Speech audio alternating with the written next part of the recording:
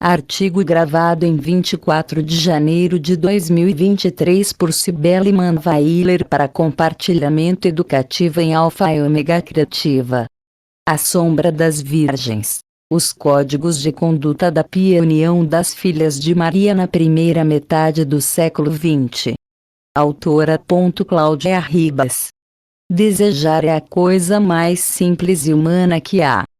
Porque, então, para nós são inconfessáveis precisamente nossos desejos, porque nos é tão difícil trazê-los à palavra, tão difícil que acabamos mantendo-os escondidos, e construímos para eles uma cripta, onde permanecem embalsamados, à espera durante a primeira metade do século XX a sociedade brasileira se modernizava, afastando-se dos valores cristão-católicos. Novas representações de homens e mulheres e outras possibilidades de relações sociais surgiam. A Igreja Católica reagia reafirmando suas representações normativas, utilizando para tal empreendimento associações católicas. Entre as mais salientes, podemos destacar a Pia União das Filhas de Maria. As associações católicas existentes na primeira metade do século passado possuíam diferenciações que pautavam-se nas diferenciações de gênero e de papéis sociais concebidos no âmbito do catolicismo.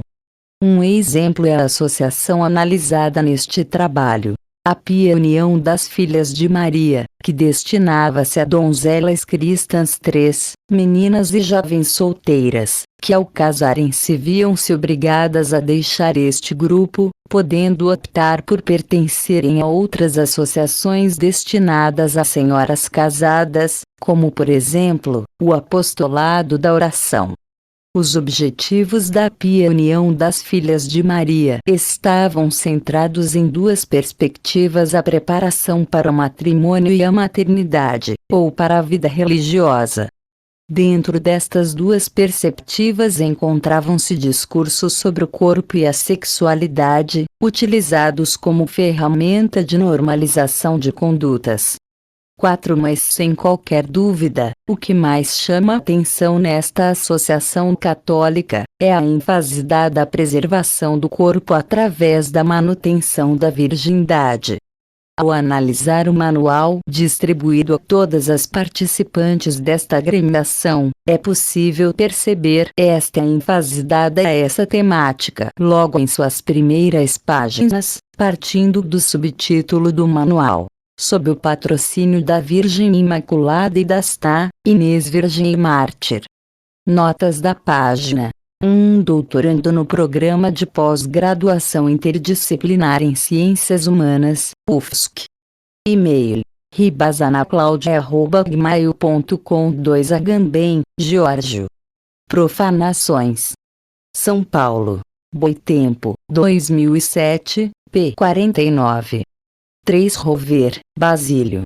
Manual da Pia União das Filhas de Maria. Petrópolis. Vozes, 1949, p. 17. 4 Rankin-Mann, Utah. Eunucos pelo Reino de Deus. Mulheres, Sexualidade e a Igreja Católica. Rio de Janeiro. Ent. Graal, 1988. Fim das notas de página. A referência a Santa Inês é esclarecida logo em seguida, quando, logo após uma breve introdução do autor sobre a importância deste manual 5, encontramos o relato de sua vida e morte como mártir. Este relato sinaliza para os rumos pretendidos por esse manual, uma vez que destaca as virtudes dos santos que teriam morrido em defesa da fé, mas especialmente as santas, cujo parâmetro de santidade em muito se difere do padrão masculino, pois a admiração à santidade feminina estava voltada à falange gloriosa das virgens 6. Isso se deve ao fato de que a santidade feminina, dentro do catolicismo, se encontra muito ligada ao corpo e a seu controle, especialmente no que tange às sensações sexuais, e ao martírio, a escolha pela morte no lugar da profanação de sua pureza, em outras palavras, a preservação da virgindade física, diferentemente da santidade masculina, que poderia ser alcançada através da virtude e de demonstrações de fé no decorrer de uma vida de intensa fé cristã. A presença da mulher neste ciclo, mulher, corpo, pecado, martírio e santidade, é que se constroem os modelos ideais a serem seguidos pelas jovens católicas, e que ganha destaque nas páginas do Manual das Filhas de Maria. É válido salientar que duas são as padroeiras dessa associação católica. Maria, a considerada eternamente virgem, Inês, a santa que preferiu o martírio que casar-se, entregando assim sua virgindade. No referido relato da santa, presente nas primeiras páginas do Manual das Filhas de Maria, dois são os eixos centrais que sustentam a representação de sua santidade: a convicção da manutenção de sua virgindade e o seu martírio. De acordo com a narrativa, Inês teria optado pela castidade perpétua, inspirada na representação da virgindade de Maria. No entanto, quando contava com a idade de 13 anos, um jovem de procedência nobre, assim como a própria Inês, propôs-lhe casamento. O relato presente no Manual das Filhas de Maria apresenta uma Inês extremamente ríspida, que chega a chamar o jovem de párvulo da morte, afirmando que já havia encontrado outro amante, que é descrito como aquele cuja mãe é virgem, cujo pai não conhece mulher, e conclui afirmando que estaria comprometida com aquele cujo amor é puro, cujo amplexo é casto e cuja união é a própria virgindade. 7 Notas da página 5. Nesta breve introdução o autor destaca o sucesso do manual, uma vez que no ano de 1933, edição analisa para a realização este trabalho, publicava-se este livro pela 19ª vez. 6. Rover, Basílio. Manual da Pia União das Filhas de Maria. Petrópolis. Vozes, 1949, p. 17. 7 idem, p. 14. Fim das notas de página. Em tal descrição é possível perceber alguns pontos interessantes, como a supervalorização da abstinência sexual total, assim como a íntima relação entre o significado de pureza como sinônimo de castidade. Neste contexto, o desejo de casamento do jovem é apresentado como um prelúdio de morte, tratado, na sequência da narrativa, como uma paixão impura. 8. A narrativa segue descrevendo que, diante da recusa de Inês, o jovem pretendente teria adoecido. Preocupado, o pai do rapaz, um procônsul, procura a virgem na tentativa de convencê-la a aceitar a proposta de casamento. Diante da negativa desta frente às suas súplicas, o procônsul decide torturá-la. A narrativa segue apresentando uma Inês inabalável, decidida a manter-se casta mesmo diante das ameaças. Deste modo, a morte é escolhida por ela, segundo a narrativa, como uma opção melhor que a entrega de seu corpo aos desejos sexuais. Convém destacar que a linguagem utilizada para a produção desta narrativa é fundamentada em um maniqueísmo, um dualismo entre as forças do bem e as forças do mal, onde o martírio transforma-se em bênção, uma vez que é escolhido em lugar do pecado, ou seja, da relação carnal. Deste modo, Inês é degolada. Essa ênfase insistente da narrativa em destacar sua trágica morte é perfeitamente explicável, uma vez que este é um ponto essencial na biografia de um santo ou de um candidato à canonização, pois se trata de uma aproximação do exemplo dado por Jesus Cristo, onde o mártir não procura sua morte, mas a aceita livremente. É importante ressaltar que a virgindade, assim como a abstinência sexual, não são tabus dentro dos preceitos da Igreja Católica, ao contrário do que possa parecer. Tratam-se sim de princípios, metas de perfeição que podem guiar a santidade. No Manual das Filhas de Maria, aqui analisado, podemos perceber de maneira clara como são descritas posturas que visam a preservação do corpo, seja dos olhos, seja dos desejos, tanto de outrem, como nos seus próprios. Apesar de ser destinado a um grupo feminino de moças solteiras, é importante perceber que este manual foi escrito por um padre, e que esta associação era mantida e supervisionada sempre por um clérigo, um vigário local, que teria por função decidir sobre a idoneidade das postulantes e das aspirantes, a expulsão de membros consideradas, a partir de seu ponto de vista, indignas de deliberar sob quaisquer ações dessa associação 9. Deste modo, não se tratavam de simples regras de conduta católicas, mas de uma construção de identidade de gênero concebidas a partir de uma ótica masculina. Notas da página 8. Rover, Basílio. Manual da Pia União das Filhas de Maria. Petrópolis. Vozes, 1949, p. 14. 9 idem, p. 20, 26. Fim das notas da página. O maior de todos os modelos dessa moral da abstinência sexual é indubitavelmente Maria, a mãe de Jesus, a personificação da santidade feminina, a ante-Eva redentora, a eterna Virgem. Esta trazia em sua composição representativa o comportamento modesto, recatado, paciente, amável, humilde e manso, sem sobressaltos ou agitações.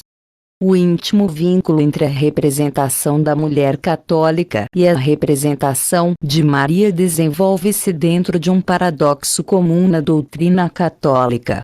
Eva, a mãe dos homens, e Maria, a mãe de Deus. 10. Enquanto Eva representava a mulher tentação, a perdição masculina, Maria surge como a porta da salvação, modelo de recato e pureza, desvinculada do desejo sexual, ligada ao lar, à maternidade. 11. A religião católica, através de seus muitos instrumentos, tentava estabelecer poderosas e duradouras disposições e motivações para uma ordem de existência geral.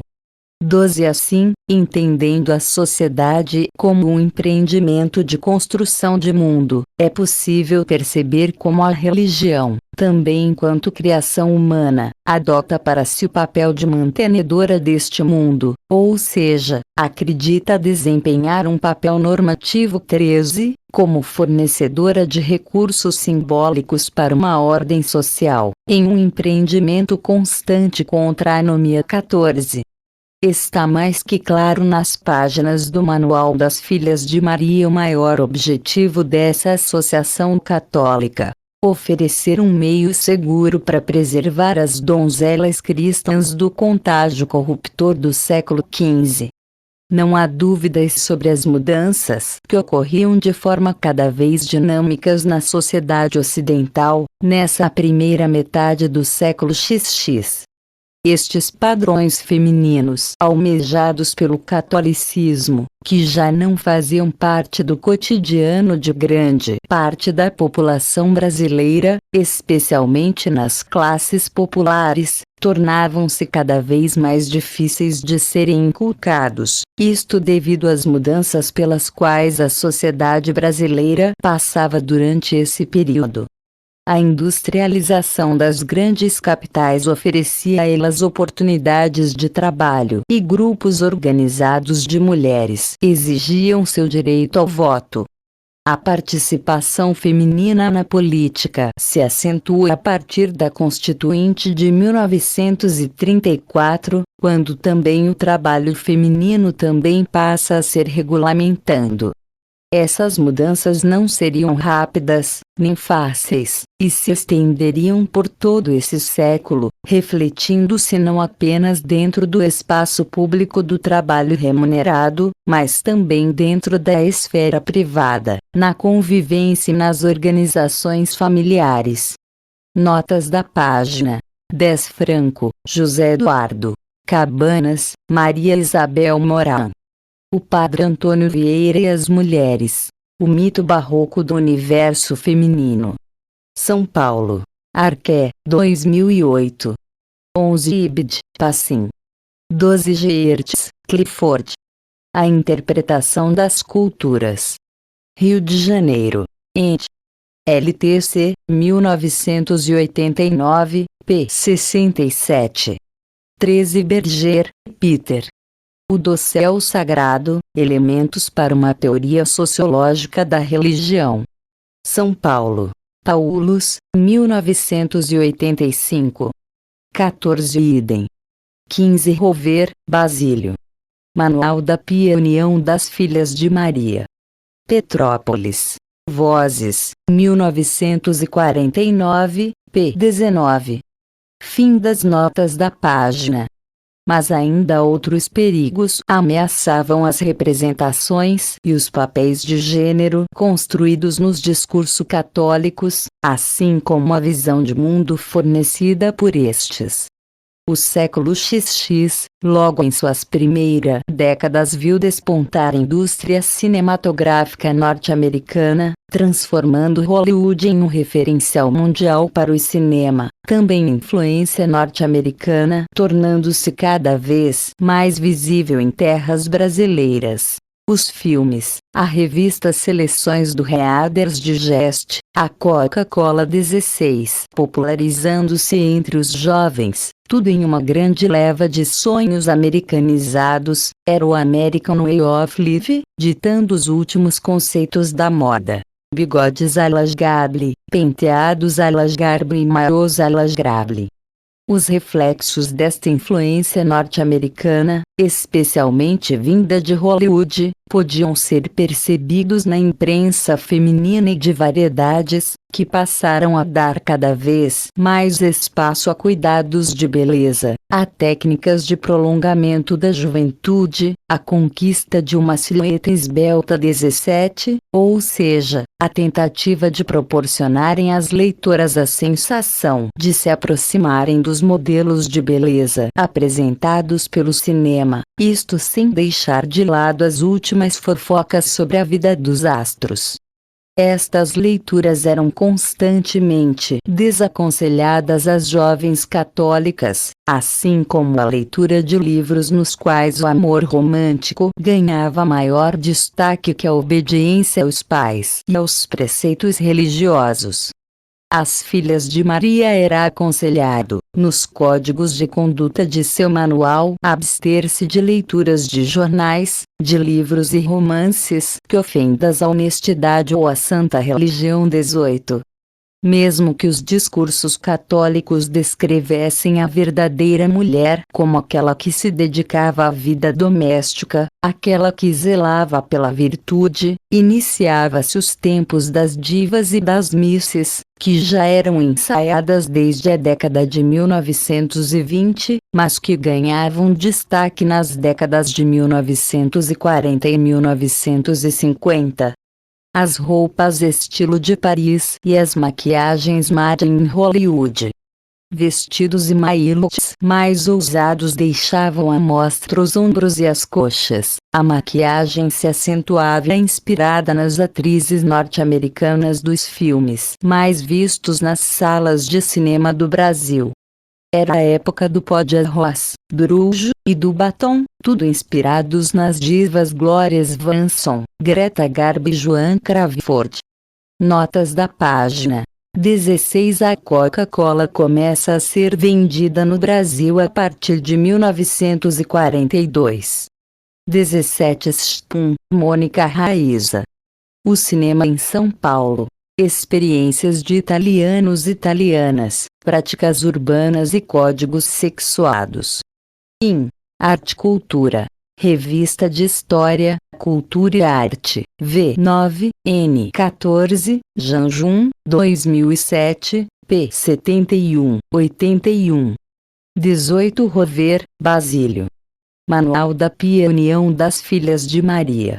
Petrópolis. Vozes, 1949, p. 28. Fim das notas de página. Estes novos padrões de beleza serviam de norte para as críticas católicas, colocam a vaidade como sendo o pecado da mulher, a atual tentação de Eva 19. Os filmes norte-americanos encantavam as brasileiras, católicas ou não, que começam a adotar como seus referenciais representativos, modelos de beleza retratados nas salas de projeção. O corpo feminino não mais representava a condenação ou o pecado, mas o glamour do belo sexo. Na tentativa de colocar-se na contramão dessas mudanças, reforçando seu caráter normativo, os discursos católicos reforçavam seus preceitos, buscando promover o convencimento da população católica de que as transformações sociais traziam consigo a anomia e o caos relacional. Neste contexto, buscavam na onipresença divina um meio convencimento para a adoção de seus códigos de conduta, como é possível perceber nas páginas do Manual das Filhas de Maria, quando aconselhava-se que em seus divertimentos devem proceder sempre como estando na presença de sua mãe Maria Santíssima. 20. A modéstia era outro valor muito reiterado para as mulheres, e se refere à vestimenta feminina, que deveria ser resumida a trajes que não deixassem à mostra nem cotovelos, nem joelhos, desaprovando também os trajes decotados. É válido ressaltar que a modéstia pregada pela Igreja Católica também excluía a utilização de quaisquer maquiagens, assim como depilações ou o remodelamento de sobrancelhas. 21 Tais preceitos eram reiterados para as filhas de Maria com grande ênfase. A santa modéstia deve resplandecer nos seus vestidos, e nunca admitirão no seu trajó certas modas ridículas e exageradas, pois era preciso velar muito para que possam conservar sempre imaculado o seu precioso tesouro, a inocência e a pureza de sua alma. 22. Torna-se clara a referência entre a exposição do corpo e a incitação dos desejos sexuais. Assim, a condenação da beleza era sinônimo da ruptura com o corpo. 23. Ainda dentro dessa perspectiva de preservação do corpo de possíveis incitações de conotação sexual, as moças solteiras eram constantemente desencorajadas de frequentarem bailes. Para as filhas de Maria, era aconselhado evitar os espetáculos e bailes perigosos. A estes não devem assistir senão quando obrigadas, e sempre, em companhia de seus pais ou de quem fizer suas vezes, e com todo o recato. 24. Notas da página 19. Brandão, Ascânio. Modas e Vaidades. O Apóstolo, Florianópolis, 1510. 1939, N. 228, p. 04. 20 Rover, Basílio. Manual da Pia União das Filhas de Maria. Petrópolis. Vozes, 1949, p. 28.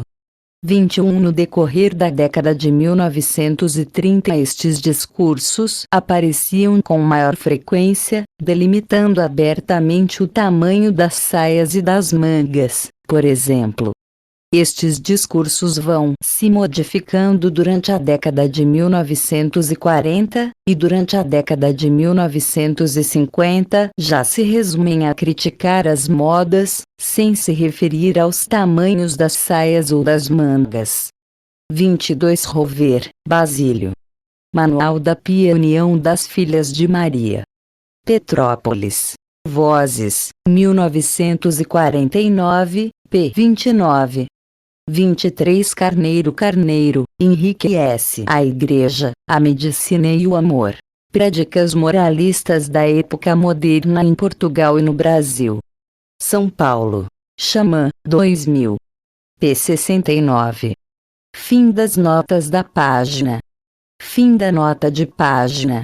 Os bailes são descritos como espaços perigosos para a virtude feminina, e as salas de baile, apresentadas como uma ameaça à reputação do belo sexo.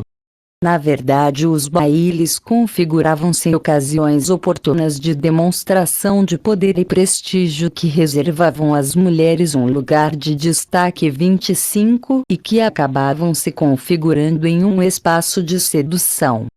O que vinham na contramão de todos os preceitos almejados pelo catolicismo. Para compreender, não justificar, a postura católica torna-se oportuno voltar os olhos para o ultramontanismo, no qual a figura da mulher surge como instrumento estratégico para a manutenção do poder da Igreja Católica, pois o clero acreditava que as normas católicas poderiam ser introduzidas no interior de cada família através da esposa/mãe, que educara os filhos e influenciara o marido. Desta maneira, a mulher seria catalisadora dos preceitos normativos católicos, ao implementando-os primeiramente na família e, por conseguinte, a toda a sociedade. Tratava-se, também, de um empreendimento estratégico, que precisa ser analisado tendo vistas não somente para seu momento histórico de produção, mas considerando como parte de um fluxo constante, mas compreendi-la para além do dinâmico, na busca pelas permanências e as cristalizações. Bibliografia Agamben, Giorgio. Profanações. São Paulo. Boitempo, 2007. Rover, Basílio. Manual da Pia União das Filhas de Maria. Petrópolis. Vozes, 1949. Rankenemann, Utah. Eunucos pelo Reino de Deus. Mulheres, Sexualidade e a Igreja Católica. Rio de Janeiro. Ent. Graal, 1988. Franco, José Eduardo. Cabanas, Maria Isabel Moran.